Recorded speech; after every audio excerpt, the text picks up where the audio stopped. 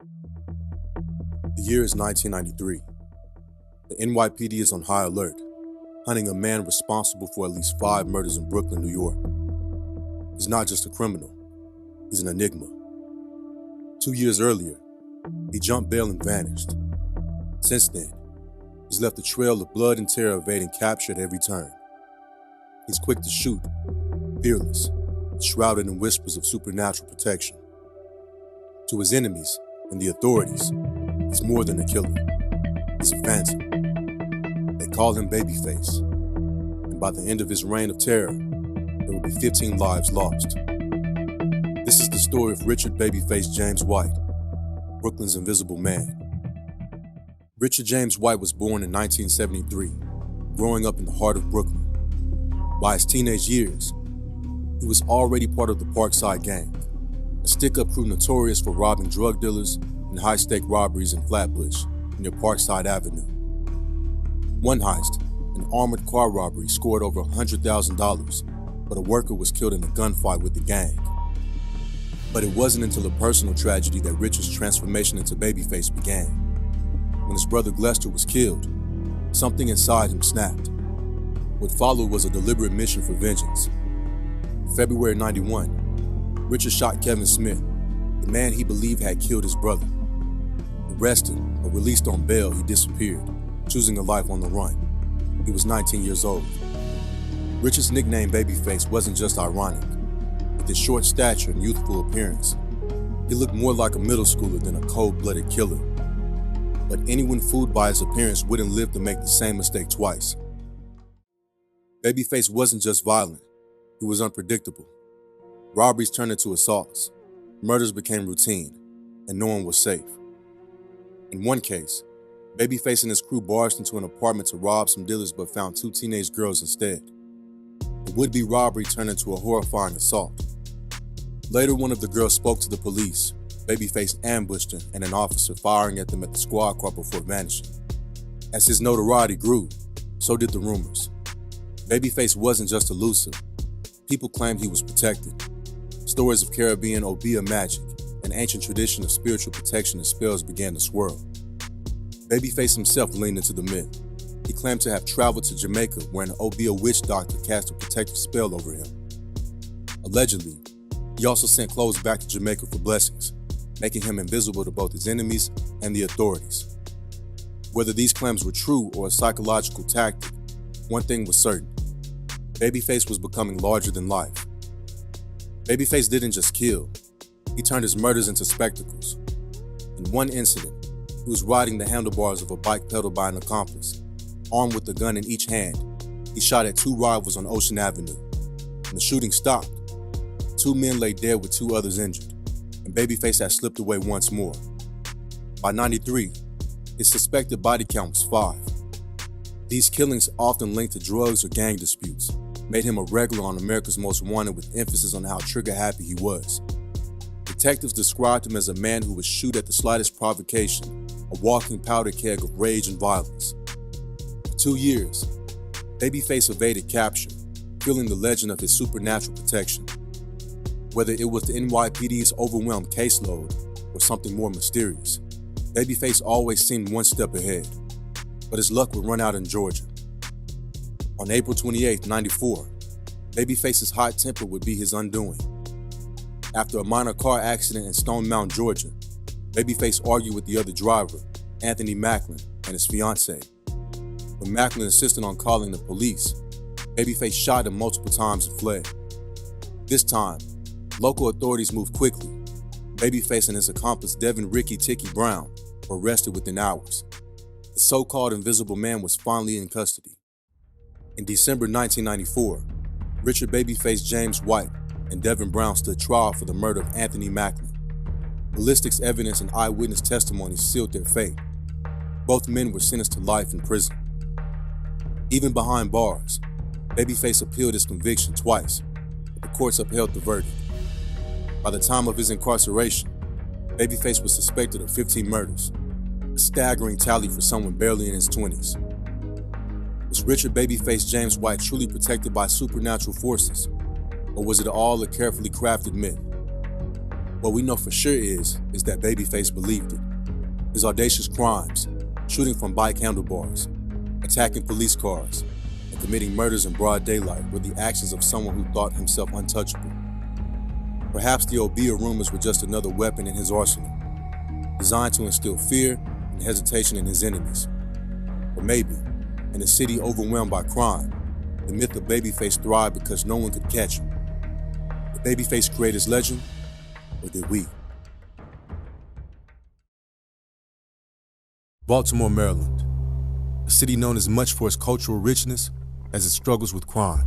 It's the backdrop for the legendary HBO series, The Wire, a gritty portrayal of the interplay between drug dealers, law enforcement, and a community caught in the crossfire. But even The Wire couldn't capture the full scope of real-life chaos that engulfed Baltimore during the 90s.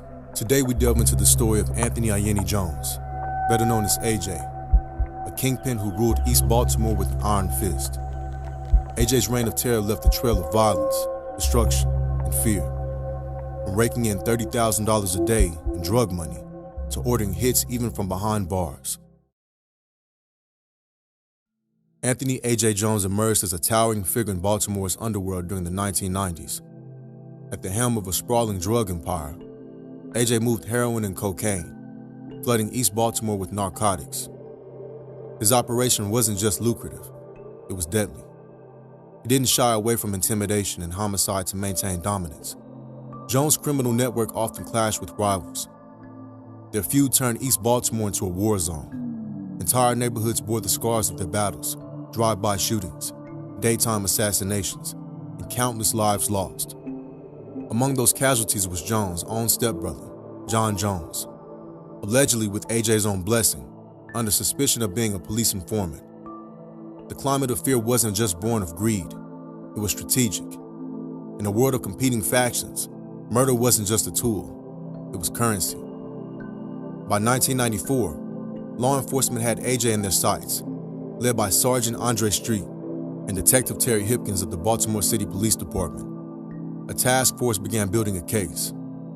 The Drug Enforcement Administration joined forces, employing wiretaps, surveillance, and informants to piece together Jones's intricate operation. Key players in AJ's network began falling one by one.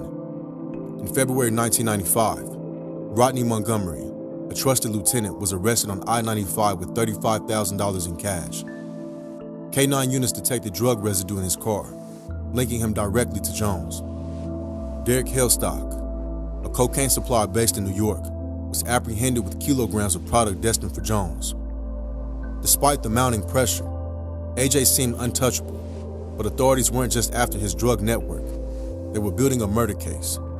By 1996, they suspected Jones of orchestrating at least 12 murders, possibly more than 20. Among these atrocities was a rival being burned alive, and an audacious attempted assassination inside Johns Hopkins Hospital, where Jones' associate tried to kill a rival receiving medical care. In February 1996, AJ was arrested on a minor charge, felon in possession of a firearm. By April, he was indicted on drug conspiracy charges, initially held in a low-security prison.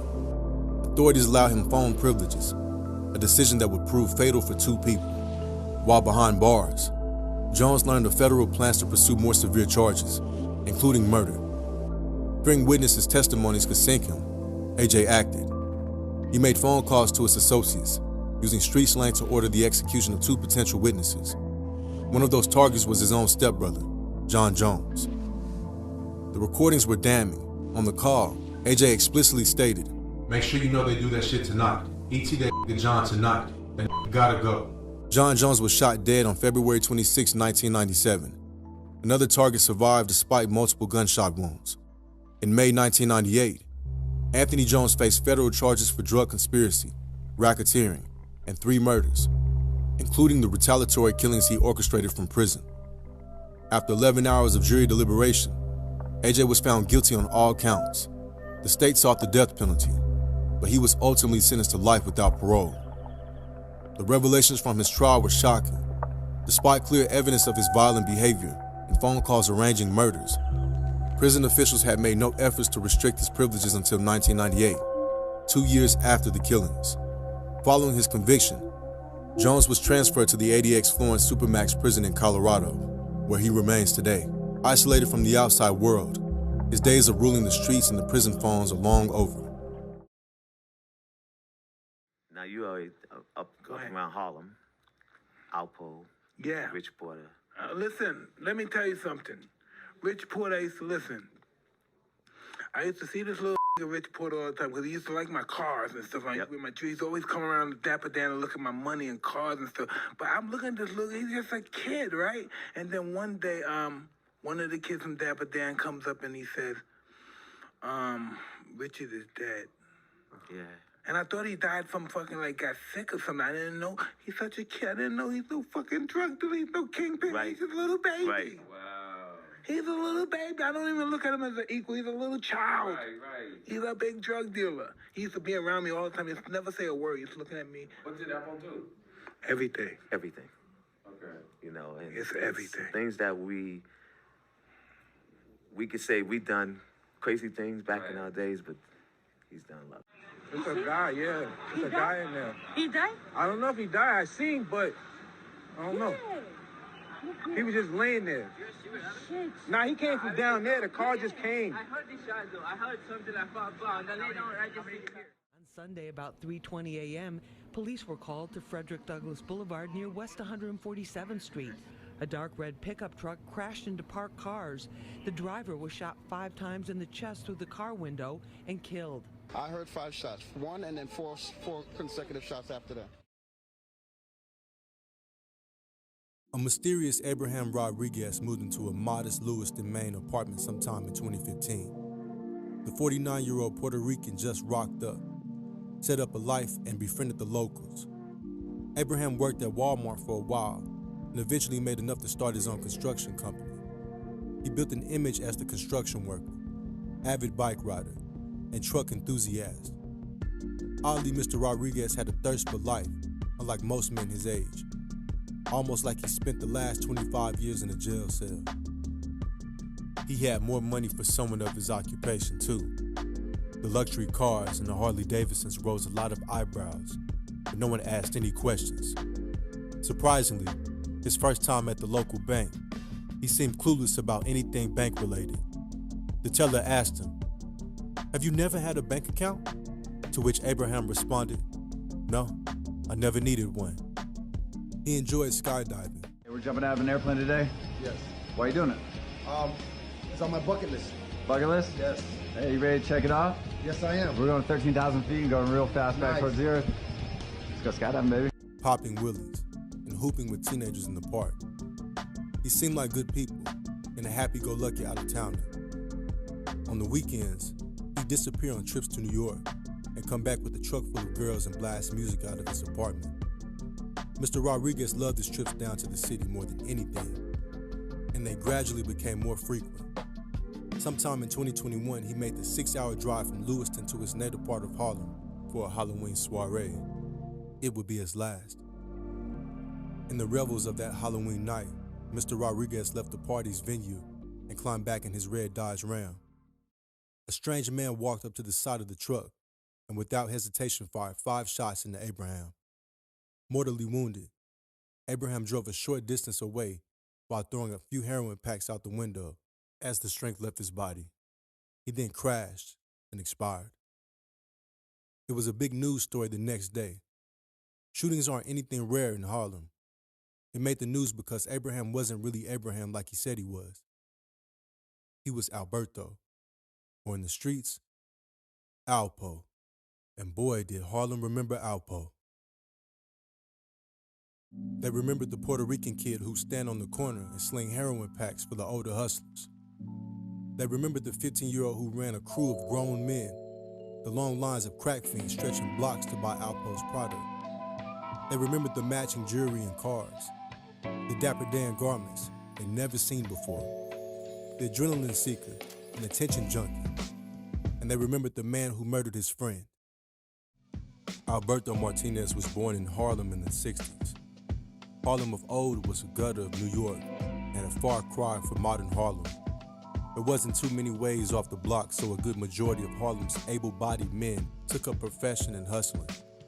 the art of making money appeared out of thin air. By the 80s, Harlem was experiencing a change of the guard with the old hustlers doing decade-long bids and their former errand boys taking over. Alpo came up in this new crop of kingpins right around the time crack hit the block. Crack was an instant sensation in Harlem, along with AZ and Rich. Alpo and company became the original bad boys and local celebrities in Harlem. High off the success of his crack empire, Alpo would pop wheelies on Harlem streets, hang with rappers, and had all the girls sprung. A happy-go-lucky teen, Alpo never struck anyone as the killing type. To those who knew him in his younger years, Alpo's character could be described as ambitious, harmless, likable, and charismatic. All the naivete would leave young Alpo once turf wars broke out and bodies started to drop. Alpo understood that to maintain power and respect, things would have to get ugly. But he was only aggressive when he needed to be, and rarely got his hands dirty. He didn't drink or smoke either. Alpo was all about the money.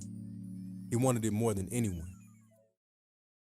By 87, the super team that was Alpo, AZ, and Rich had crumbled. In their prime, Rich and Alpo were best friends, but by 87, they weren't as tight, and they'd gone their separate ways in business. On January 3rd, 1990, Alpo and a friend would pick up Richard for his last ride. A few weeks earlier, Rich had cheated Alpo on the price of some bricks, or so Alpo claimed.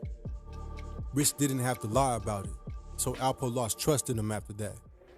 That didn't happen. But I know the thing is, did I kill Rich? And yes, I killed Rich. Why did I kill him? It wasn't personal. It was business. I'm gonna tell you this, because Rich,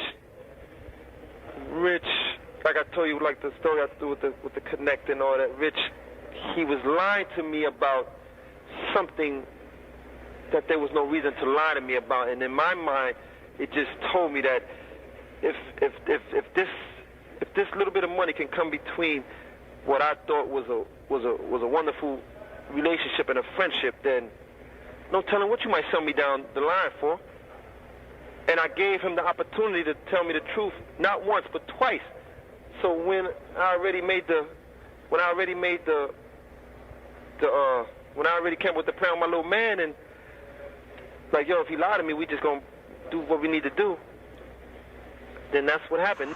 Do you mind taking me on a tour exactly of where it happened, how it happened? No. You know, and kind of walk me through it.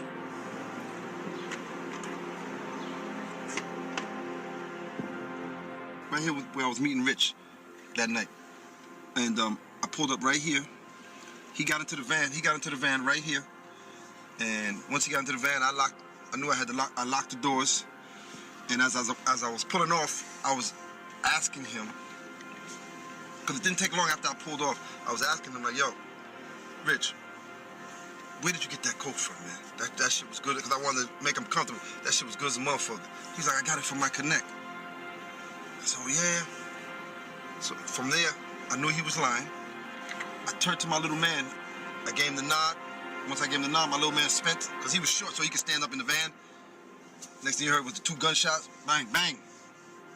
Richard slumped over, and it happened.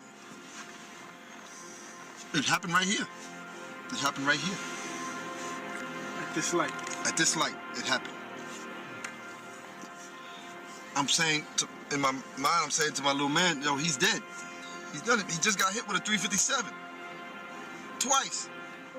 How did you feel? Was you mad? Was you angry? Like, what was going on in your head? I was very mad. I just killed a nigga that I loved.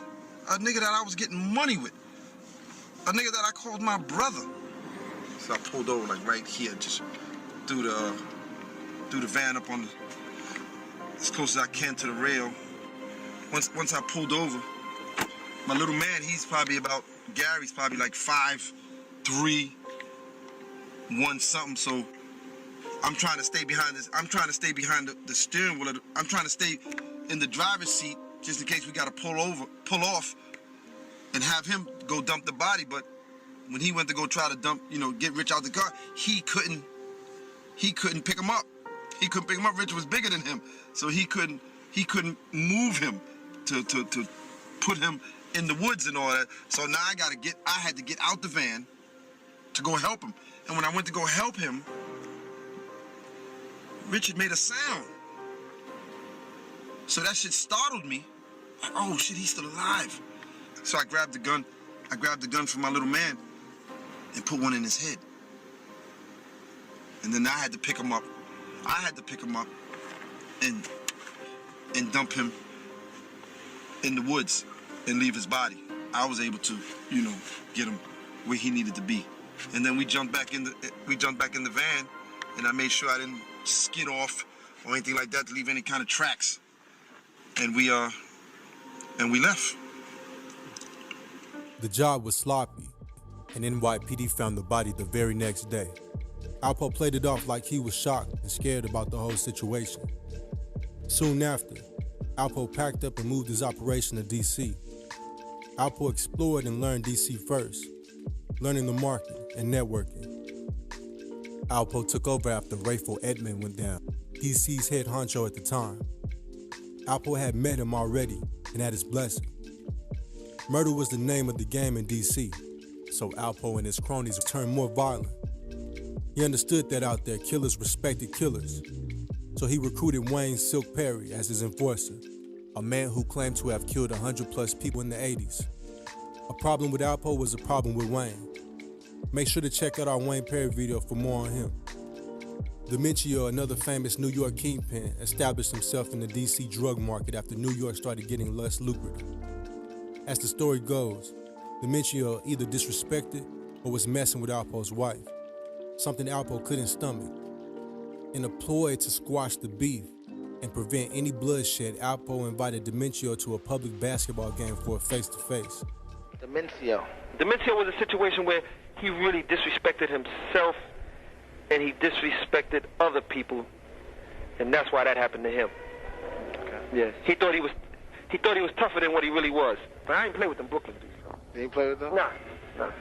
I ain't. They were cool. I had some cool ones that came up out of Brooklyn, but I just always remembered as a kid how Brooklyn used to like to rob you and all that. Right. How they was always known for robbing you. So that kind of like stuck with me in my time. But I met some cool getting money dudes out of Brooklyn without a doubt. Okay. Who hit him? My man that was down with Wayne Perry?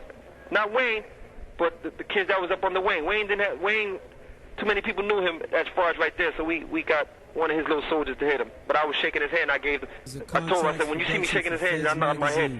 You hit him right. You never feared that one of the bullets would slip off and maybe hit you? No, I didn't care about that. I was shaking his hand. It was enough because they walked right up on him. I mean, it wasn't no like from a distance. As I was shaking his hand, they walked right on him and put the gun right to his forehead and blasted him. That was in the daytime? Yeah, daytime. Broad daylight. After a basketball game. I just got finished playing basketball in a basketball tournament.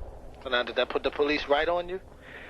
Well, they were already on me, so that just like let them know. Because later on, when they finally arrested me, they was like, "Man, you was killing off everybody." So that just gave them. They was already looking for me, so that was just something else that they put in their book, like another one. So on November 7th, 91, Alpo went down, and Wayne shortly after. Alpo was facing death or life for 14 murders and drug dealings, but the feds wanted Wayne just as bad as Alpo. As the traitor he was, it came down to business in the end. It was never personal.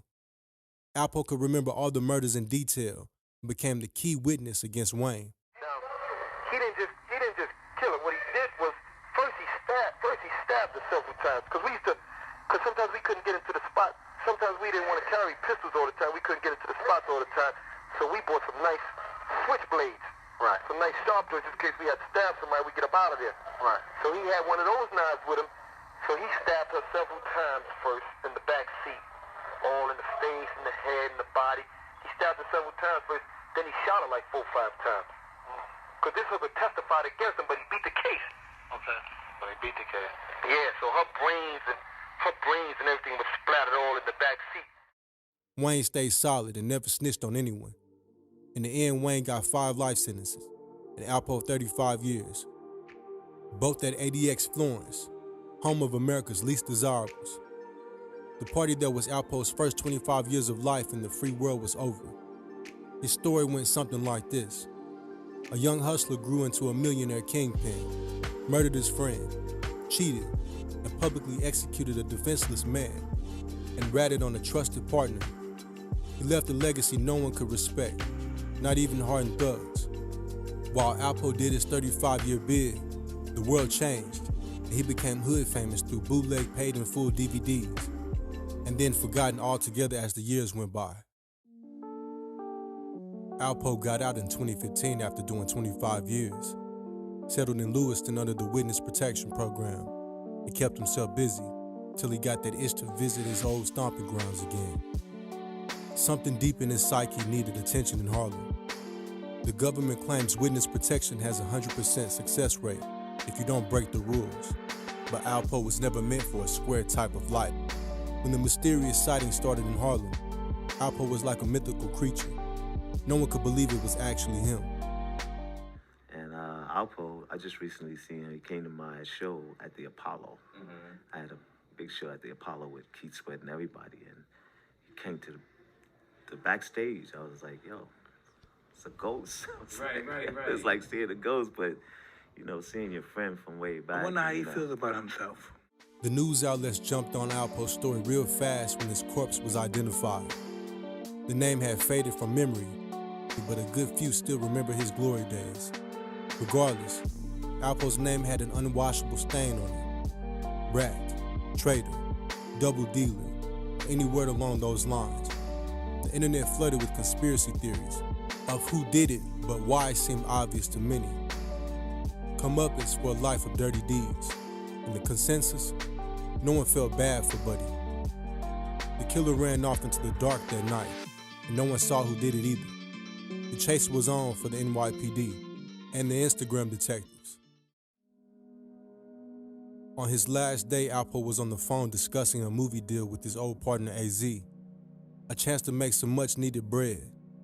He was killed the morning of the movie deal being signed. In February 2022, Shaquem Parker was arrested for the murder while already in a Rikers Island cell on a gun charge. Sometime the summer before, Alpo brushed past Parker recklessly in a way that implied disrespect, and by whatever twisted code Shaquem lived by, that meant Alpo had to die. Whether he knew Alpo before or how he tracked him down to that party has never been revealed. But when Shaquem hit Alpo 5 times that Halloween night, he avenged all the people Alpo hurt, and apparently made a lot of people's weekend too. Back in Lewiston, they couldn't believe it. His brutal demise and that Abraham was a mass murdering kingpin. Alpo could have lived out a quiet, honest life up in Maine. That was never how his story was meant to end.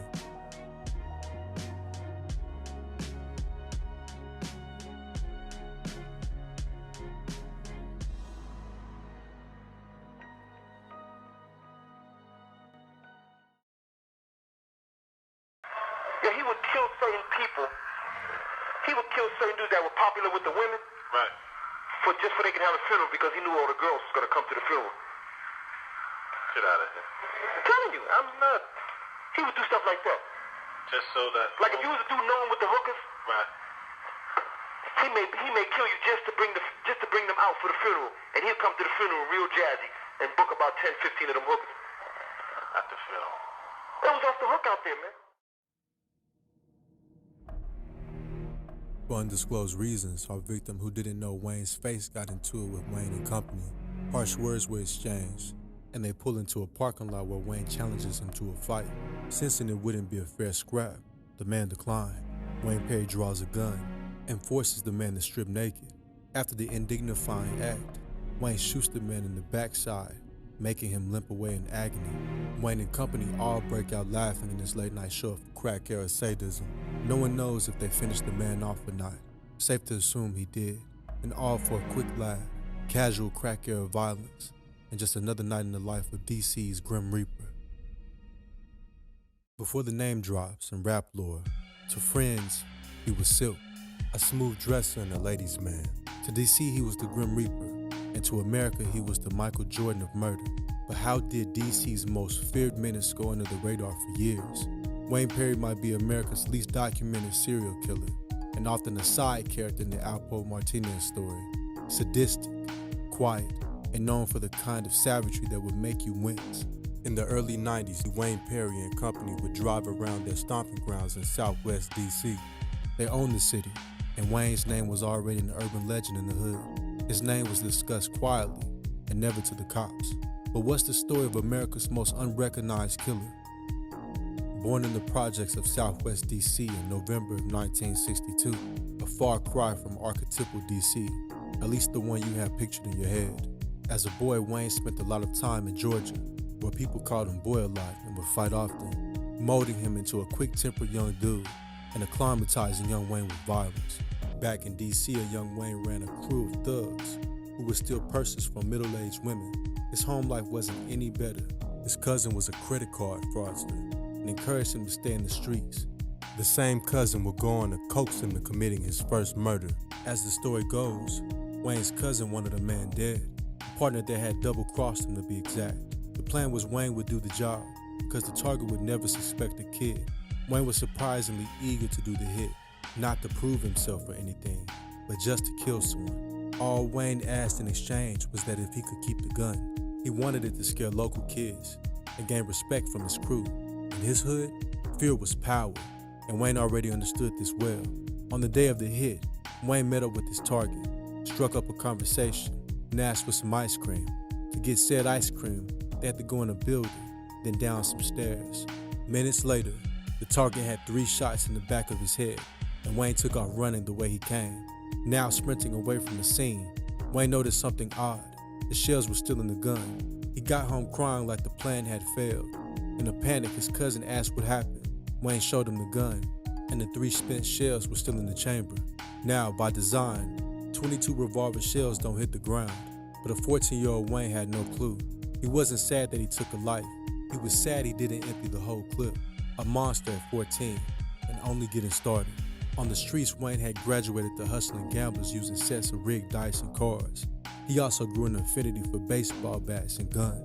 Outside his love for the streets, Wayne's first passion was sports. At 6'3", Wayne went to Washington High School and made the baseball team, something he genuinely enjoyed until he was kicked off for beating the coach's head in with a baseball bat. Not long after, Wayne was banned from every public school in D.C.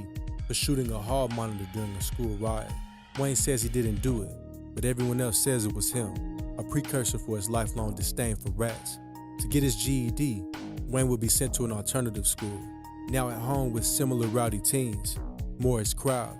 Not long into his stay there, one of the teens threatened to smack Wayne and take his chain. A mortal sin and the ultimate violation in the hood, not the victim type. Wayne got himself a gun, stalked his victim, and gunned him down one day in '78. Wayne got his taste for killing again and jumped off the porch for good this time. Fully immersed in the streets now, Wayne took up bank robbery and sticking up drug dens. Wayne had the skill set for this line of work, intimidating and fearless. Apparently, Wayne was too good at his job. His crew took his gun because he was too trigger happy. Wayne's little brother was killed by cops during one of these robberies in 1979. Wayne tried pushing weight after this, but quickly went back to his calling in extortion and murder. In 1984, a group of dudes new to the block in Southwest DC's projects were looking for an easy lick. A tall, skinny frame materialized down the street, and they thought they had their victim. They surrounded him, and one of them wrapped a chain around his neck. He fought back viciously. It turned into a brawl and spilled into the streets and got the nearby cops' attention. Hearing the siren, the mugging stopped. By the time the cops pulled up, the thugs were playing it cool, like nothing had happened, and Wayne had vanished. Out of nowhere, Wayne popped back up, baseball bat in hand this time. He fixed on the dude that had the chain wrapped around his neck and beat him to a bloody mess. The cops did nothing to stop him. Wayne disappeared again from where he came. Weeks later, his mother convinced him to turn himself in. Since he was attacked first, he was sentenced to 3 years on manslaughter. DC is a small town, and word gets around fast. So the legend of the DC Grim Reaper grew and held till he got out of jail. In the meantime, DC could breathe for a while, but only while he was gone. When he got out, Wayne's name still held weight. He attracted a crew of similar trigger-happy types. DC was awash with crack flooding from New York and had a huge market of fiends to sling to. Even the mayor was on crack once. But more than anything, the violence in DC's drug game set it apart from other cities. Even reputed gangsters refused to set up here. DC had a reputation for wiping out dealers with high prices. This was the hostility Wayne Perry thrived in. Wayne Perry was built for this life. Hundreds of murders were going unaccounted for, and DC was America's murder capital. Wayne became reputed for robbery, kidnapping, and extortion. He would extort thousands from just about anyone. No one was safe. Wayne turned his attention to killing crack dealers as a contract killer, and the murder rate spiked in '87. It turned out to be a lot more lucrative than extortion. He would go after other feared killers, if the price was right too, and distinctly to make a statement he wasn't scared to kill in front of other witnesses either. When people found out Wayne had killed someone, they knew they were too afraid to do anything. The DC Grim Reaper became untouchable in the hood, and untouchable by cops too. There was never any evidence and no one ever saw anything. Wayne didn't have an ounce of morality, but there's nothing he hated more than snitches. Only men of loyalty, integrity, and willingness to kill had Wayne's respect. As his legend grew, dealers would avoid driving in flashy cars just to stay off Wayne's radar. Anyone in the drug game knew who Perry was, and not to mess with him. Wayne was a bona fide killer by now, and had the whole city shook. Wayne understood that public displays of violence command fear like nothing else. But what he operated on was power. His source of what he did was power. So if I kill you in front of all these guys, everybody here right now is scared of me, right? Mm-hmm. And then I rock you to sleep by smiling at you and telling you all this good stuff and all this and that and the other thing. 2 weeks from now, I'll kill you. And you're scared and you're scared, right? And so who's got the power now? You do. And you know also that I've killed a bunch of other people. So the way I see it, with Wayne, it was all about power. On top of that, he had always had his crew around him. The local legend became scary enough that the residents wouldn't speak a word about him in public. As such, he was near impossible to investigate. DC would be littered with Wayne Perry's victims. The cops couldn't find a trace of evidence for years, or keep a witness alive long enough either. Wayne was smooth too. Legend has it, people would get shot right in the head mid-conversation and no one knew where it came from. Wayne was so feared by now that he'd receive tribute and extort people without having to use any force or threats. Alpo was a hustler from New York, hustling his way to kingpin status starting at age 13 and growing into the largest dealer on the East Coast with connects in the Caribbean. Alberto Martinez set up shop in DC in '89 in a hostile takeover of the crack game. Grateful Edna, DC's Pablo at the time, recently caught a life sentence, and the crown was up for the taking. DC had a reputation for being hostile to its out-of-towners, and Alpo would soon find this out. Naive at first, Alpo plied his trade non-violently in DC until he was shot in the would-be drug deal. An astute businessman, Alpo now understood that only killers got respect in DC, so he sent out his goons to find DC's top savages. They was killing you hear me? So that old saying, when in Rome, do as the Romans do. Right. So I quickly seen that this was a place that I could make a lot of money, but now I got to put my game down. I got to put it down. Although I wasn't trying to bring it down there, but to survive, you had to do it, and you got to let it be known that you're putting it down like that, because that's the only thing they respect. They ain't gonna respect a brother trying to just be smooth and get money. Right. You got to put the murder game down. So that's how come I recruited Wayne, because I wasn't ready to put the murder game down all like that. So once I recruited Wayne, they already knew his rep. Okay. According to Alpo, Wayne was locked up and had a $10,000 bond. No one paid because he was too much of a menace and the city was just glad he was locked up. Alpo bailed him out, and that sealed their friendship. According to Wayne, the two met when Wayne was on his way to kill Alpo, based on a rumor that Alpo had a hit on him. Lucky for Alpo, before Wayne could trace him, a friend convinced him the rumor was fake. Whoever spread the rumor was killed. Alpo and Wayne later met and struck up a bond that would turn up the violence in DC. Wayne became Alpo's personal hitman in exchange for cash or bricks of coke. Though Alpo did have a reputation for double dealing and people tried to warn Wayne, but their bond was too strong, something Wayne would come to regret. The Martinez organization began its takeover of DC corners in brutal fashion. I mean, this kid had DC in fear. I mean, this kid just didn't care. He was murdering everything that was moving. When Paul hooked up with Wayne, that was the best thing that happened to Paul. The average dude getting money down here would have loved to have Wayne on 18. Extremely territorial and ruthless with snitches or witnesses, they moved around in what would be dubbed the murder van, basically a slaughterhouse on wheels. Alpo was an extension of Wayne, and people understood that any slights to Alpo meant a death sentence. Millions were pouring in every day, and they enjoyed the plunder with hotel sprees and orgies all over the town. They moved half a ton of coke in 2 years, almost $70 million worth of coke. Wayne had a team of killers too. Michael Jackson, Big Head Gary, Sheldon Watkins, and Gary Pop were part of Wayne Perry's team. All seasoned killers. Wayne taught them how to aim for the head and leave no trace. Wayne would get furious if they didn't follow his instructions. Evelyn Carter made it onto Wayne's hit list. He gave the job to a new member of the crew, unfamiliar with Wayne's headshot-only policy. On a cold night, Evelyn and a friend left the Keith Sweat concert at Constitution Hall, only 2 blocks from the White House. Wayne's shooter walked up and shot her twice in the chest, fatally nonetheless. Reporting back to Wayne, the shooter described the hit. Dozier said, well, I shot her. She's dead. He says, but you didn't see her die. You didn't see her, you didn't put a bullet in her head. And he goes, well, no. And Perry got angry and upset with him and started yelling at him. He says, you can't kill anybody unless you shoot him in the head. And he walked up to a man, just a bystander, who they had no connection with, who happened to be talking on a public telephone, and just shot him in the head and said, this is how you kill somebody. Wayne's final years on the street were marred with increasing paranoia.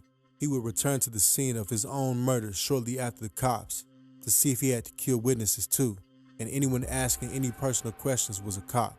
When Alpo went down, Wayne trusted him so much that he had him protected in jail. But before being Wayne's friend, partner, or anything else, Alpo was a businessman, so he had already made a business decision, was ready to rat on Wayne or face a death sentence himself. From a jail phone, Alpo had one of Wayne's killers move the murder van with the pretense of hiding it. This was really a setup for the feds to find the van and get incriminating evidence against Wayne. They found multiple blood stains and brain matter from different victims in the van. By '91, the feds had built a strong enough case against Wayne, and for once they managed to keep a witness alive too. Wayne was picked up on a humble charge not long after. He was charged with 8 murders between '89 and '91, a time when D.C. was America's murder capital. The most unexpected candidate for this title, Wayne himself stuck to his code and never snitched on anyone. He dodged the death penalty by pleading guilty on all counts. Wayne admitted to 100 murders during an interview and was even cellmates with John Gotti at one point.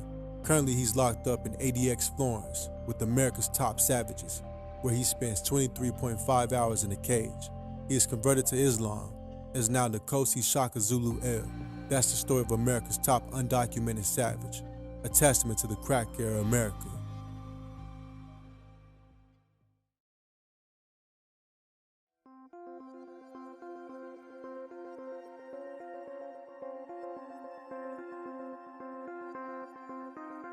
Candless Restaurant is one of the oldest fine dining restaurants in Seattle, Washington. In late October '92, a group of equipment salesmen walked in unexpected and uninvited. They made for the kitchen where the trusty dishwasher of a few months plied his trade. A brother from Louisiana, middle-aged, now and weary from years of homiciding in the PJs of New Orleans. Gennaro Meatball Arthur, former contract killer and enforcer. The salesmen were really U.S. Marshals, here to bring him home after a random tip-off, so they approached with caution.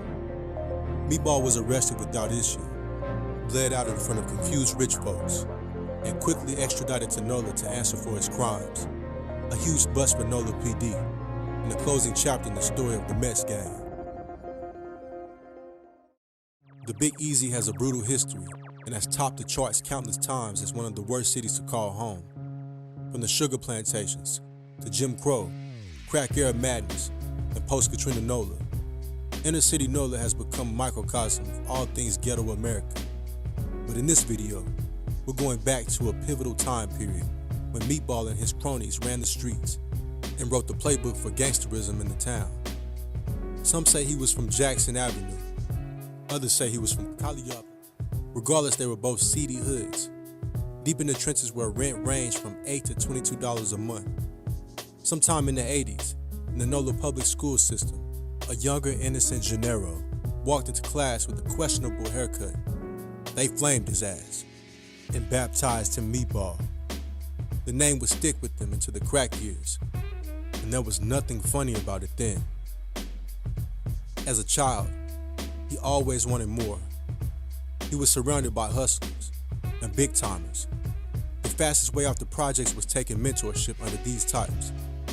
Mind you, this was before No Limit or Cash Money made a new blueprint for success out of the slums.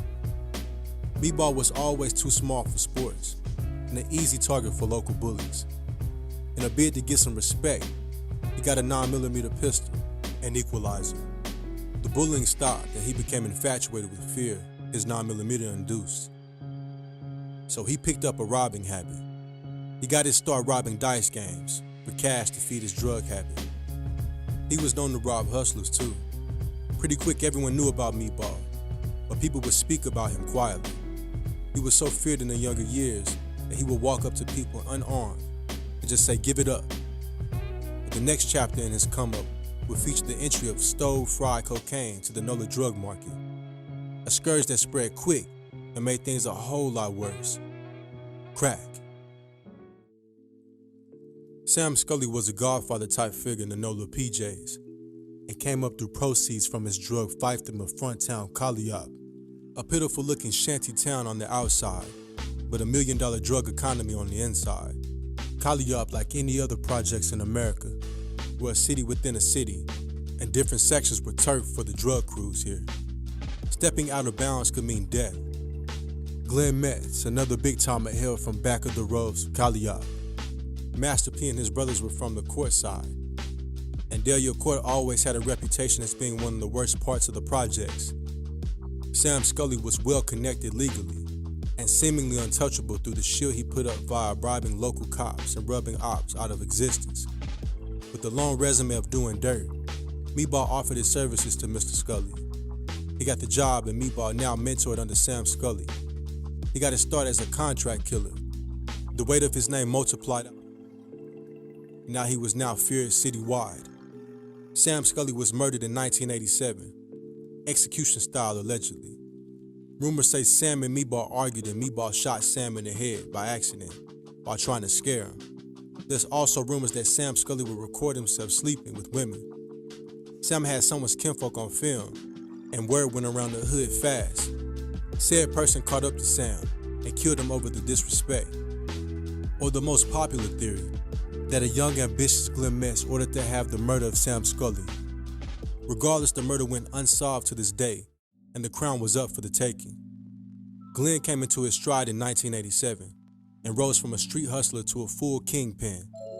Using his connects in Colombia, he was a supplier for small hustlers and laundered the profits through the shops he owned. Glenn took over Calliope after Sam Scully's death. The Magnolia Projects, aka the birthplace of Cash Money Records, was Glenn Metz's second home. Glenn Metz took the dope game to a new level when crack hit the block. He expanded past Calliope to neighborhoods like St. Thomas, Magnolia, Desire Projects, Methamine, and Fisher. Danielle Metz, Glenn's wife, was heavily involved and basically the accountant of the whole operation. He recruited more muscle too, and no one could sell without Glenn's permission. Murder was used as an intimidation tactic. Glenn Metz ran the auto mechanic school by the Calliope Projects. This is where his bulletproof pickup truck was made, something Meatball will use to terrorize the projects over his 6-year run with Glenn. The truck had the words homicide on the grill, and seeing it in your hood meant time to go in the house. The homicide truck is rumored to have influenced Master P's No Limit tank. Glenn's enforcers were called the A-Team. They were all childhood friends. Meatball, Gerard Elwood, the standout goons. Appetite for money fueled them. Glenn Metz ran all the projects and had people stationed at all of them to make sure there was no problems. The enforcers were known for using U-Hauls to move drugs and kidnap people too. A new income stream for the crew. Unlike a lot of other kingpins, he would throw block parties to build community love. They go around on holidays too, like Halloween and Christmas. Glenn Metz allegedly used to go around in a gorilla costume to scare kids. Not too hush about his money, Metz had a $12,000 chain that said Glenn Metz loves cash money. The inflow of never seen before cash raised a lot of eyebrows, inspired more hustlers to start their own enterprises. Crews like the Tuesday Crew came in the game. They copied Glenn Metz's blueprint too, a pretext for a whole lot of violence to come. Famous last words. Meatball was known for his unorthodox tactics, most notably dressing in drag and a wig to get close to his targets. No one was ever expecting a female hitman. His sneakers were always a giveaway though, but by then it was too late. He would camp in one spot for hours to kill someone he wanted, and most notably, Meatball confronted a witness and machine-gunned his legs in public for snitching, a hood capital offense.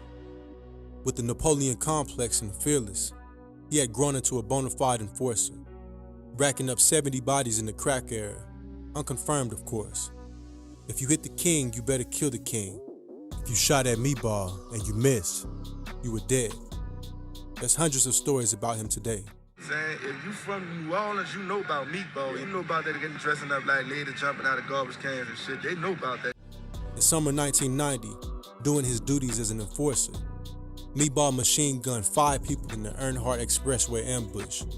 3 died, a story that's impossible to confirm to this day, but it allegedly happened, and NOPD came down heavy on the Mets gang for this. The beginning of the end. They did a sweep on the Calliope not long after and arrested most of the gang.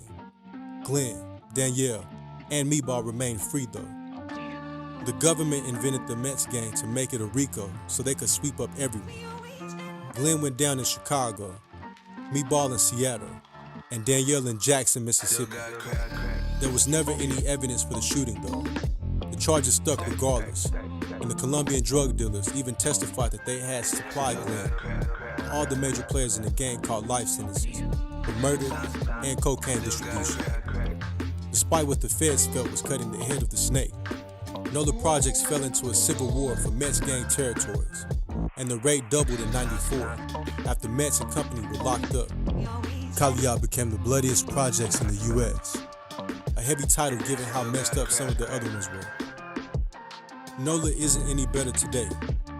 Glenn Metz Jr. put up a petition for his dad. Danielle Metz was freed by Obama in 2016, but Meatball still rots away. Another one of the crack era's mass murders that came and went, with barely a mention outside of their home cities. In 2023, with all the cameras, all the internet, social media, technology, do you feel like somebody could commit 30 murders and get away with it? With all the technology, all the cameras, all the social media? Yeah. You just got to make sure when you start off on the jump, nobody sees what your face looks like. Nobody see you coming out of that. So when you go in, if there's cameras around you, you screwed. You got to find a place where there's nothing. The only do that at is in the woods. So you got to take yourself out in the woods, change your clothes, change your appearance and everything you need. Then come around out the other end of that and go do what you got to do. You don't care about the camera because the camera ain't going to pick up nothing, but this, keep yourself taped up so they get no tattoos, no marks, no nothing. Keep everything taped up and ducked up. Cobra, so you can wear the mask. Cobra here, just put that mask on. They see nothing but that mask. You can put in work. You put in work, then you make sure you backtrack yourself the way you came. Reverse everything, leave all that stuff there, set it on fire. Make sure that that thing is in a person name that's dead, so it leads back to nowhere land. If you ain't gonna get it back in your stuff, ease back out. They still have nothing on that side to see you because you took it to an area where there's no cameras, just woods.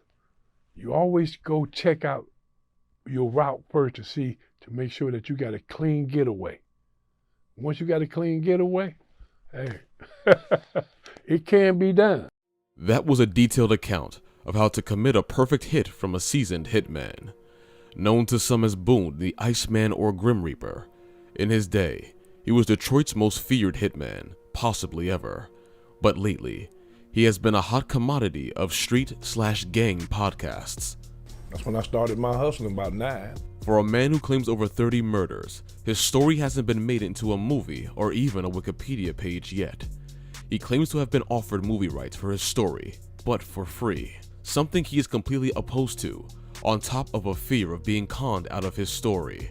The stories he tells of his life on the streets and in prison paint a picture of a demonic time in American history. And whether they are embellished or not, the man bears visible scars from his battles in the streets. They themselves telling a story of a man who has been through some shit. He claims to have been shot with an AK-47, a shotgun, a pistol, been stabbed and been tortured. He even shows his war wounds in some podcasts. Did my arm, the AK went through here, ripped out that big bone. I lost a piece of bone. That's why my arm don't straighten up. But multiple times he boasts with conviction that if you do not stop his brain, then you cannot stop him. As for the murders, he is completely remorseless when telling the stories, even adding a touch of comedy to the recountings. Anywho, here's the life and times of the criminal that other criminals feared, Nate Boone Craft. Nate Craft was born in the east side of Detroit in 1957, a tough neighborhood. He claimed his aggression comes from getting bullied in school a lot. He also asserts that he never had a concept of just fighting. If you fought him, one of you had to go. As for the nickname, it stemmed from his love of playing with knives since he was a kid, the Boone variety in particular. At a young age, he established that he didn't want to work all day like everyone in his household. He'd watch them come home tired and beat on a daily basis. Boone wanted easier money. He figured out heroin was the fastest way to get paid in his neighborhood, so he started selling at age 9 with his best friend Germ. He named his product Do Ti Die, meaning if you did it, you die, a name speaking to its potency. We decided to change the name to Do to Die. Let people know you do this, you can die. 9-year-old Nate would sneak out of the house and sell drugs to retired veterans at night, and around the same time, young Boone's homicidal tendencies would begin to show. Boone hated being threatened more than most things. His response to any kind of threat was a 3-count warning, 1 for the slight and 2 for a repeat offense. You'd never hear the 3, you'd be dead. At age 10, Nate committed his first murder. After a threat, Nate killed his adult supplier, buried him in the backyard, and stole his whole heroin stash. He claims the body was poorly buried and stunk up the neighborhood after. The cops wound up finding it, but did little to investigate. A black homicide victim didn't warrant much effort back then. Around the same age, he also recalls almost killing his brother over stealing his money. His mom stopped him right as he pulled the trigger. Later on, he slashed a man's throat and killed him for messing with his sister. By now, he'd established that he'd only ever kill for free if it was about disrespect or his family. By his preteen years, he owned a car and would walk around in suits that he bought himself. He had no interest in normal kid stuff. Around the same time, Boone was sent to a youth home after a judge concluded that his mom had too many kids. Boone bounced around the foster care system for a few years until being kicked out for violent behavior. After, now age 16, he went back to Detroit, but he was homeless after being unable to find his family. He got to see the underbelly of Detroit firsthand. One time, he claims to have once seen a pimp hit a woman that was kind to him. When he stepped in to defend her, the pimp pulled out a knife. Boone shot him dead and threw him in a garbage bin. With nothing going on in his life, he decided to join the army, something he won't go into detail about. Whatever they trained him in would come in handy later in his hitman career. After the army, a robbery investigation ended when a gun left in his car that his brother had been using was found. The gun was used in the robbery, and Boone and his brother bore a striking resemblance. Boone wouldn't tell on his brother, so he went to prison for 4 years on the gun and robbery charges. In prison, Boone came to be known as the Iceman. He was feared for his cold demeanor and reputation for stabbing guards and inmates. A proficient hustler, Boone sold drugs, knives, food, run gambling tables, and even brought girls to the prison for other inmates. Prison did nothing to reform him, and on the day of his release, he taunted the guards by tearing up his coat and showing them the $72,000 he had made on the inside and stitched into his coat. After this, Boone became a bona fide contract killer. More people under age 21 in Detroit have been shot in the first 10 months of 1986 than in all of 1985. It was the 80s, and crack flooded the hood with fast cash, homicidal maniacs, inflated egos, and army-grade weapons. Boone's main motivation was money, but he had principles. He'd only ever accept hits on people involved in crime. Boone slowly became a master at his craft and worked his way up to charging $50,000 and up per hit. He offered special perks like torture, mutilation, and body part delivery too. On the job, Boone would study people's routines, watching them for days. And when he got the drop on them, he usually finished the job. He was so reliable that even cops would use him to do their dirty work. A few of Boone's MOs included doing hits on his own. Any partner was a potential future witness, leaving clues to throw off investigations to someone else, and making people disappear by putting them through a tree shredder and feeding them to pigs. He swears off pork to this day. Though he took great care to not get caught, people in the hood knew that a large man in a hoodie and glasses on their street meant someone was about to die. The Grim Reaper, they called him. On top of contract killing, he dabbled in loan sharking, and you guessed it, he killed anyone late on payments. He also worked for the Detroit Mafia. He'd personally torture people who didn't pay up on Mafia debts. He recalls threatening to pin people's eyelids back so they'd talk, and even bumping into someone he tortured years later in prison. During all this, the men who'd become Boone's most lucrative clients were on their own come-up, muscling their way for market share of what was shaping up to be Dope City. After an altercation that almost ended in a shootout, Boone, who had stepped in to defend his friend, was offered some cash to become a bodyguard for Maserati Rick, Detroit's top kingpin at the time. Richard Maserati Rick Carter Sr. grew up in post-industrial Detroit. He joined a car theft ring as a teen and spent ages 18 to 23 in prison for receiving stolen goods. He got out in 1982 and took up work as a towel boy for his childhood friend, boxer Tommy the Hitman Hearns. He later became his bodyguard. That same year, Rick would form a drug ring to push cocaine in the East Side, an opportune time given the conviction of Sylvester Seal Murray, a prominent Detroit kingpin. In 1985, he was joined by his longtime friend, Demetrius Meech Holloway. Rick and Meech's operation would grow to move drugs across the state of Michigan and all the way to Miami and LA. By '87, they were the main suppliers on the East Side. 80% of the coke in Detroit was attributed to both of them. Despite his preference for Mercedes, he got the nickname Maserati Rick at age 25 after buying a Maserati, the first black man in Detroit with one in a long time. In '85, Rick would hire the Brown brothers as muscle and hitmen. He kept them paid, armed, and lawyered up. The four Brown brothers, Ezra, Gregory, Reggie, and Terrence, were born between '62 and '68 and grew up in working-class East Detroit. They were physically imposing and all grew to at least 6'2", 230 pounds. They got their starts as low-level marijuana dealers in the '80s before graduating to contract murders for drug dealers. Though hiring them might have seemed like a good idea at first, they were both foolhardy and ambitious. By '86, a grift grew between Meech and the Brown brothers when he refused to let Rick introduce them to his supplier, a Colombian man known simply as Mike. Regardless, Rick and Mike later spoke and they agreed to do business with Terrence Brown for $150K up front. The Browns, who were now known as the Best Friends Gang, could now get in the coke game and push weight in Meech's territory. Best Friend members were anything but discreet. They were known for wearing large gold chains, driving exotic cars, and wearing jackets with Best Friends embroidered on the back. By the end of '86, the Best Friends gang had grown from 25 members to 50, including multiple notorious enforcers, most notably Boone. The Best Friends met Boone after watching him box in a Tough Man's contest.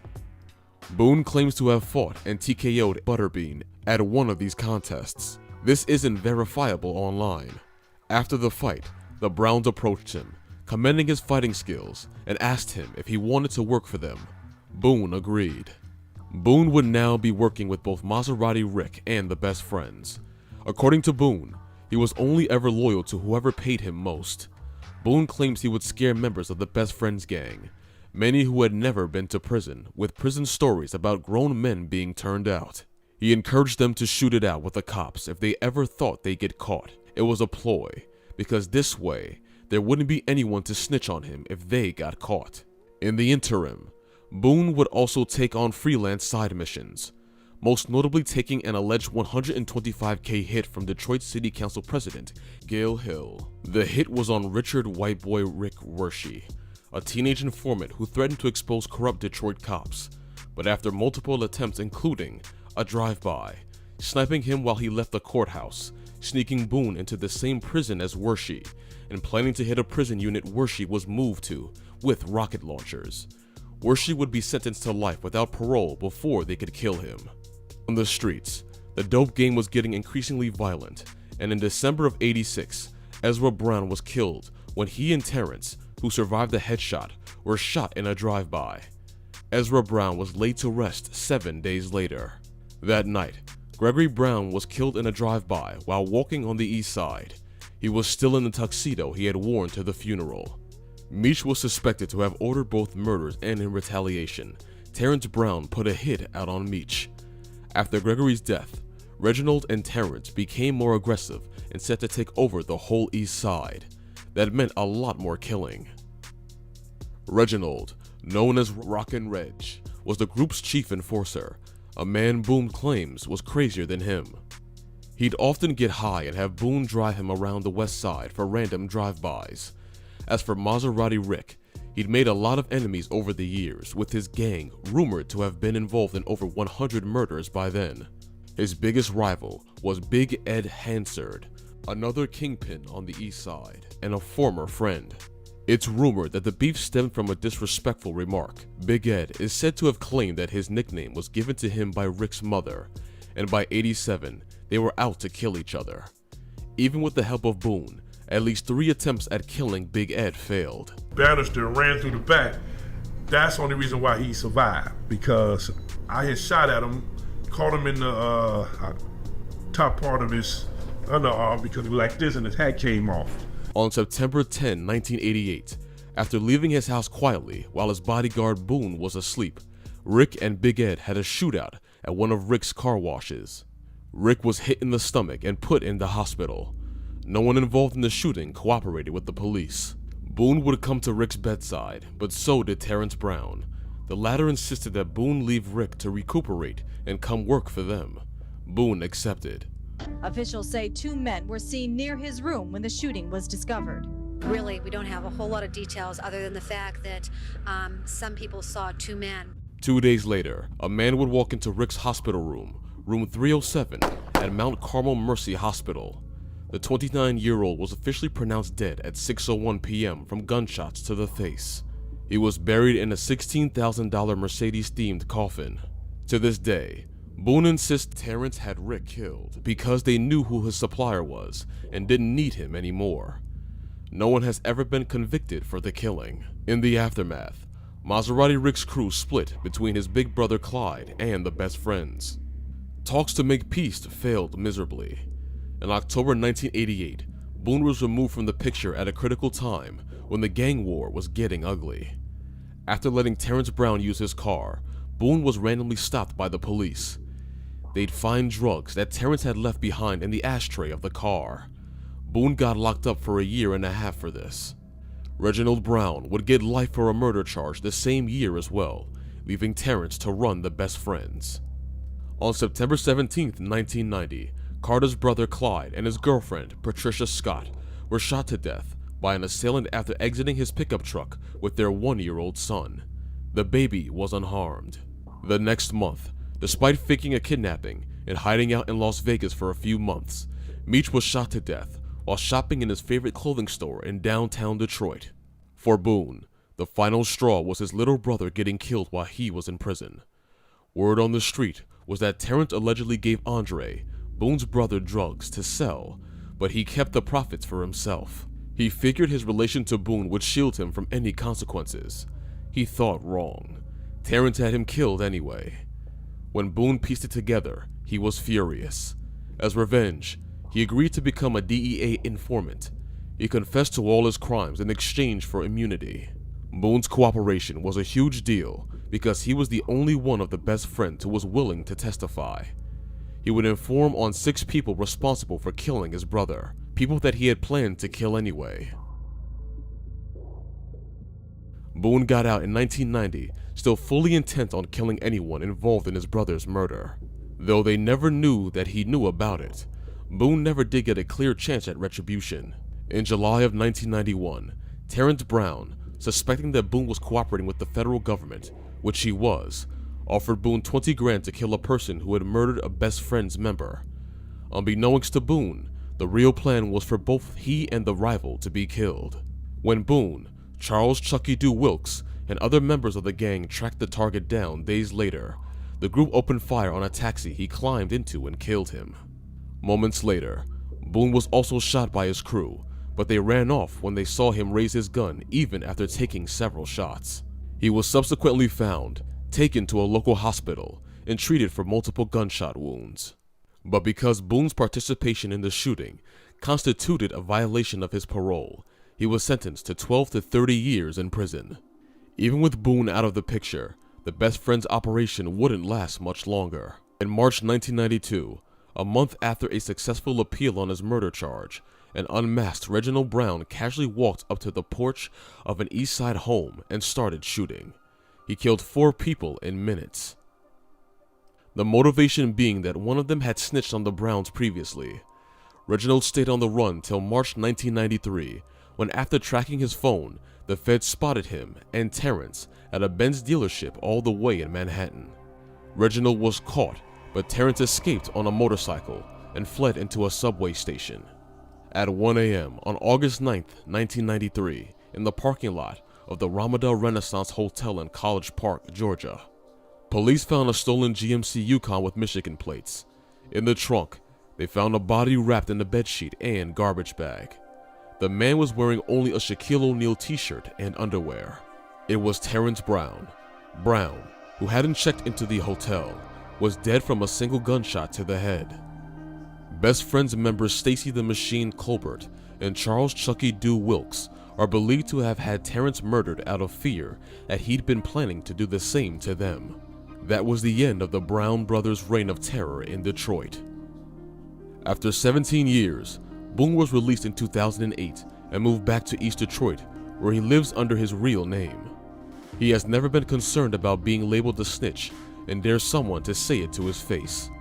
Reginald Brown, the last Brown brothers left, is still in prison to this day. Like many career criminals, Boone has made an assessment of the fruits of a life of crime, one that may seem trite, but is true nonetheless. There is no retirement from that life, and more so, there are no winners either, just convicts, dead people, and cripples. Terrence Gangster Williams was born in the 70s to a father who had 25 children from different women. One of these children was his half-brother, Brian Birdman Williams, founder of Cash Money Records. Williams was born in New Orleans' infamous Magnolia Projects, quite possibly the worst zip code in the US at the time, a violent and depraved place. Growing up, Williams had a distant relationship with his dad and siblings because of his frequent stints in juvenile prison, somewhere he first went at age 9. He then started selling weed and stealing cars at 11. His brother Brian was close to his brother Eldrick Wise, and they'd hustle on the streets together. They inspired Williams to get in the streets himself. Weed, heroin, and crack were big when Williams was growing up, and he got into selling crack after his friend Mosquito started selling. His brother Eldrick Wise was killed in '91. It remains unsolved. This didn't deter Williams, though. Outside his family, everyone around him was a bad influence. They taught him how to hustle, kill, and be a good criminal. New Orleans hoods were heartless in the 90s, and killing and conflict were normalized. Local hitmen competed for who could do the grisliest murder. Williams recalls seeing someone shot down, blasted to mush with an AK-47, and the paramedics scraping him off the ground. Williams really got in the streets in '92. Around that time, after breaking out of juvenile, he shot a man with a Mac 11 for a local gangster and friend, Eric Maurice. He did it for free to prove himself. It was his first shooting, and he was addicted after that. Williams looked up to another notorious gangster growing up, Blackie Moe, a teen he claimed had 15 murders under his belt, some of which he witnessed himself. A core memory he repeatedly recounts in his interviews is seeing Blackie Moe saw a dead body to pieces at age 15. What was the most vicious thing you ever saw? I seen somebody get cut up before. I seen, yeah. Like cut up like what, with like a switchblade or like? No, with a saw. A saw? Oh, yeah, body part saw. Before. Yeah, I've seen that before. Now wait. What scenario were you in to have? Say again? What scenario were you in to have seen some devilish shit like that? Man, bro, it's a situation. The old head is deceased. Both of them is deceased who played a part in this. But I seen that and I was like, wow, I'm talking about they like literally took the hand and went to cutting it. Like, what the world? But yeah. Well, wait, what part came off? The arm, they started from the arm, they hit the arm, legs. I saw him cut a head. To keep his mind sharp in the streets, Blackie Moe didn't do drugs, drink, or smoke, and taught Williams to do the same. After dealing for a while, Williams also decided that he hated selling drugs. He preferred shooting, robbing, and taking hits. The rate for a hit was typically 10 to 20 grand, plus drugs sometimes. Blackie Moe would die at age 21 in a targeted shooting. But again, the violent demise of someone close to him did little to shake Williams up.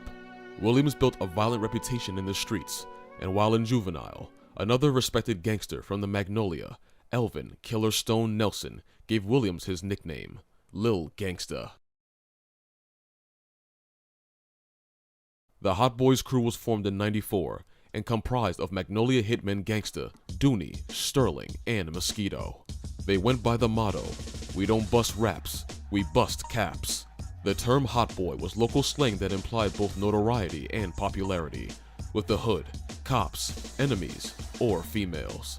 They had all the jewelry, girls, and the latest cars. They were all about stunting and having fun in the moment. Gangsta was known to throw money out the window around the city.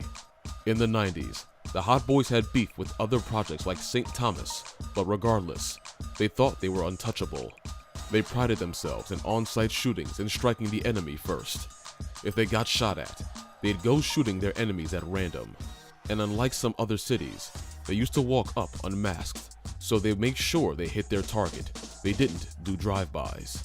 They wrought so much havoc that by the end of '94, Gangsta had been arrested for murder 6 times, but the cases kept getting dropped. He even claims to have blackmailed a detective who was trying to convict him for a murder he didn't do. He had a female record the detective confessing to falsely arresting Gangsta.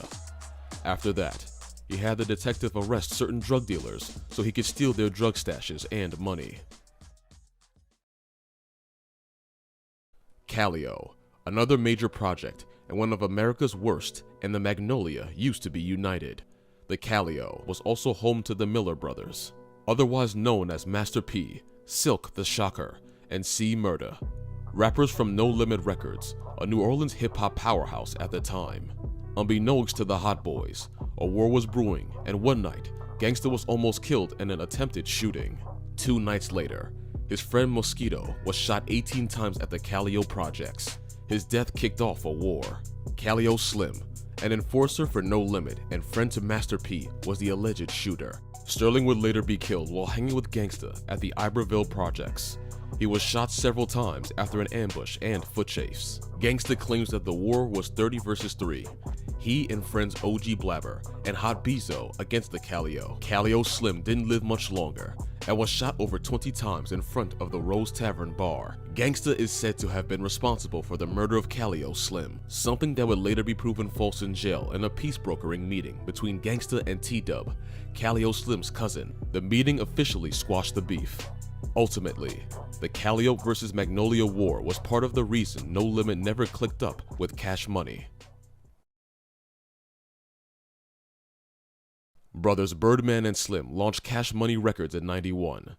Gangsta wasn't involved or interested in the music business himself. He was all about fast street money, though his brother Slim would encourage Gangsta to get out of the streets. Years later in '97, Gangsta claims to have come up with the name for Cash Money's breakout rap group himself, the Hot Boys, something he has never been compensated for. He also claims to have given BG, short for Baby Gangsta, his stage name. Gangsta was there from the start and could see the prodigy in the then 14-year-old Lil Wayne when the Hot Boys were kicking off. He played the role of an enforcer and had to check other rap crews and tell them to keep the dissing in the studio. When they toured, Gangsta would do heroin deals in different cities while the Hot Boys were performing. He claims he was making more money than Cash Money at the time, 40 to 50K a day selling heroin. Plausible, because Cash Money was still a local act and not the hit factory it would grow to be a few years later. In fact, he was making so much that a rumor started that he had invested in Cash Money. Gangsta claims Birdman knew exactly what he was doing, but he paid him so he'd be quiet about it. For that reason, to this day, he feels like he had made some investment in Cash Money. He has still never been compensated.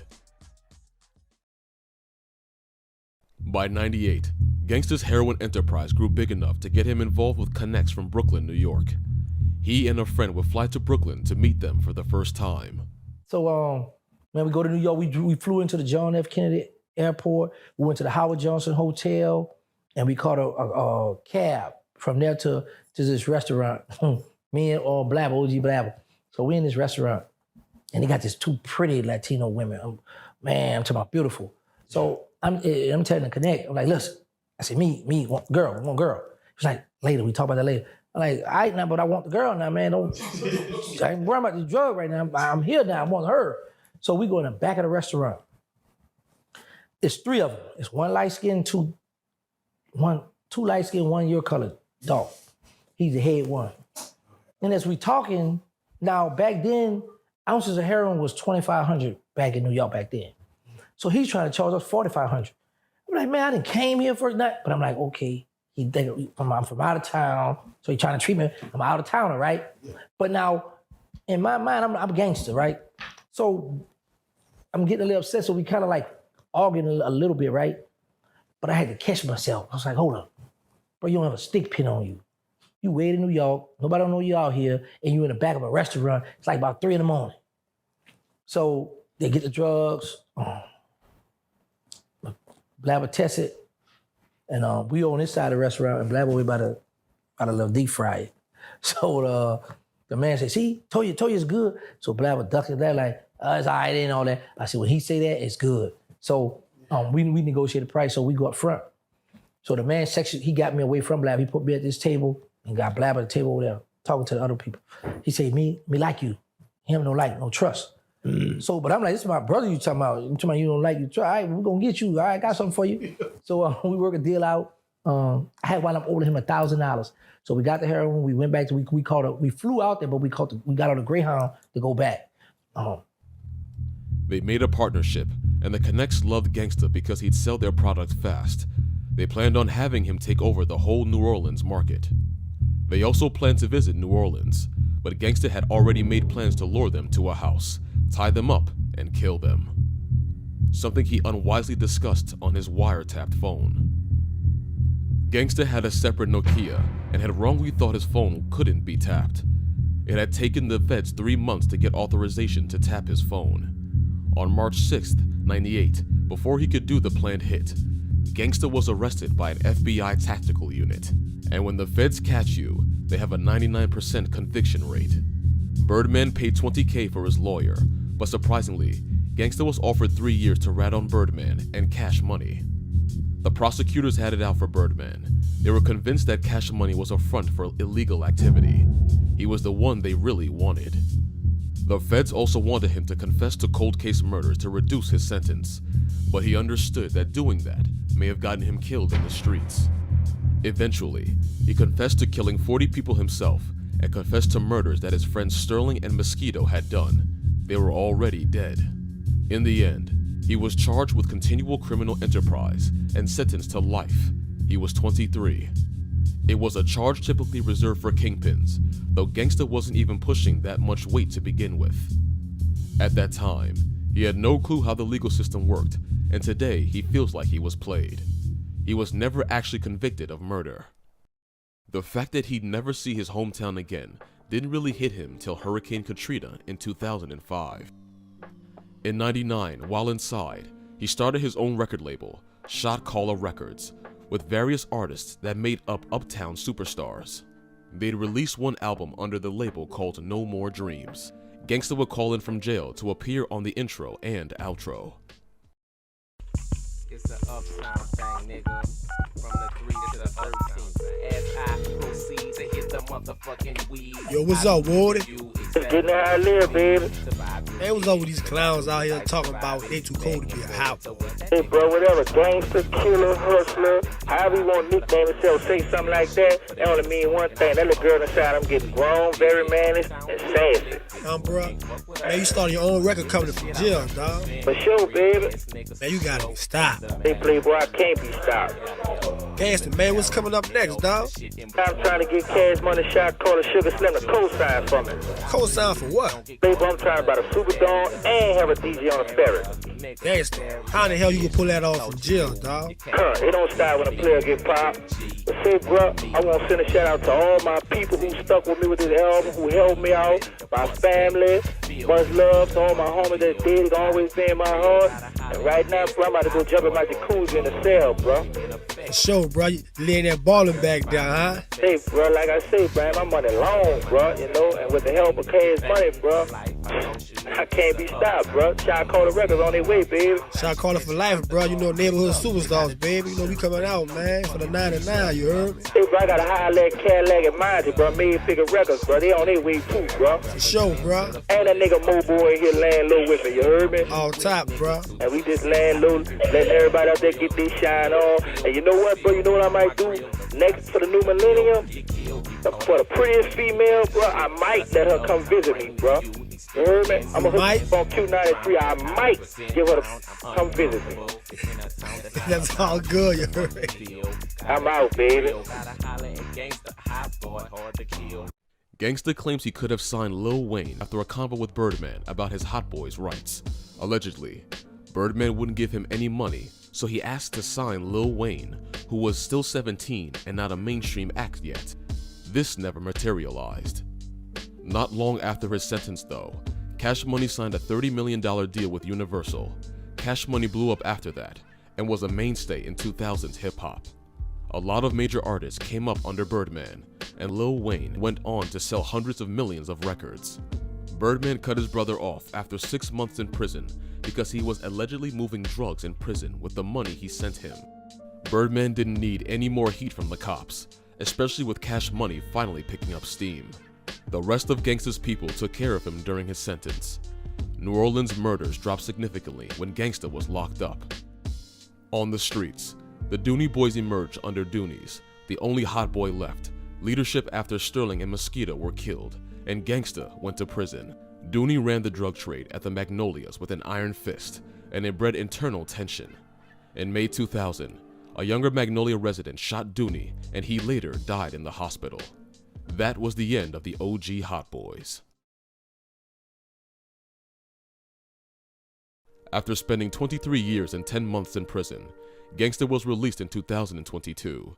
The reason was never made public. Gangsta claims to have studied law in prison and appealed his sentence. He came back to a world where all his old enemies were dead, and his 2 kids grew up without him. He was met with resentment when he came home because some people felt like he had snitched.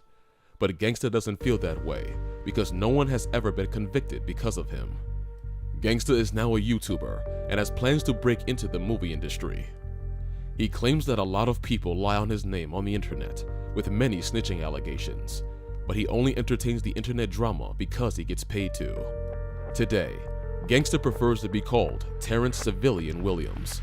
He has no regrets or bad dreams about his past because all the dirt he did went by the street code. All he's done still hasn't hit him to this day. He thinks he might have a problem.